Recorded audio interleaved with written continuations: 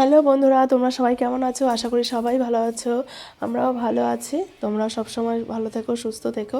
আর তোমাদের কাছে নিয়ে চলে এসেছে একটা ছোট্ট একটি ব্লগ। চলো দেখতে থাকো। এখানে দেখো চিকেন রান্না করছি। আর তোমরা ভাবতে পারো যে চিকেনে এত কেন ঝোল রয়েছে। হ্যালো গাইস, তোমরা সবাই কেমন আছো? আশা করি সবাই ভালো আছো। আমরা ভালো আছি। আমার রয়েছে ফ্রাইড রাইস, দেখো মাংস। তোমাদের কাছে একটা ছোট্ট একটা আবার ব্লগ নিয়ে চলে আসলাম আর কি এমন একটা ব্যাপার। কি রান্না করেছি।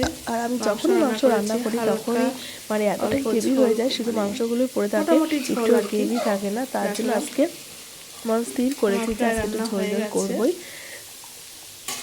তোমাদের কাছে কেমন লাগছে আমার ভিডিওটা অবশ্যই কিন্তু কমেন্ট করে বলো। সবাই সবার ভিডিওটা পুরো দেখবে, দেখে তারপরে কমেন্ট লাইক করবে, শেয়ার করবে, তাহলে তোমারও ভালো হবে, আমারও ভালো হবে। এবার সবার হাত রেখে চলাটাই ভালো না, তার জন্য বলছি প্লিজ সবাই সবার ভিডিওটা দেখবে, লাইক কমেন্ট করবে, শেয়ার করতে ভুলবে না।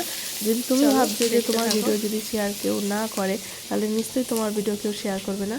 তাই জন্য ভাবি এই প্ল্যাটফর্মে কাজ করতে হলে সবাইকে দেখতে হবে, হিংসাহিংসি করবে না কেউ, তাহলে জীবনে কোনো কিছুতেই আগাতে পারবে না। আর এখানে দেখো আমার সব প্রায় কমপ্লিট হয়ে গেছে। দেখো কাজু আর কিশমিশ ভেজে রেখেছিলাম। এবার হলো রাইসটাকে ভিজিয়ে রাখবো। রাইসটা যদি 1 ঘন্টা ভিজিয়ে না রাখা হয় চালটা মানে ভাতটা ভালো হয় না।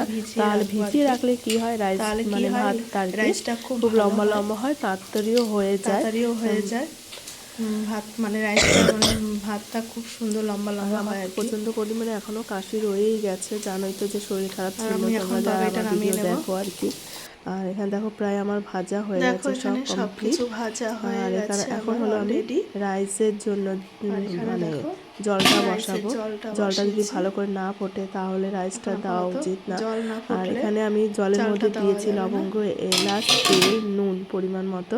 এটা দিলে কি হয়, তেলটা দিলে রাইসটা খুব সুন্দর ঝরঝরা হয় আর কি।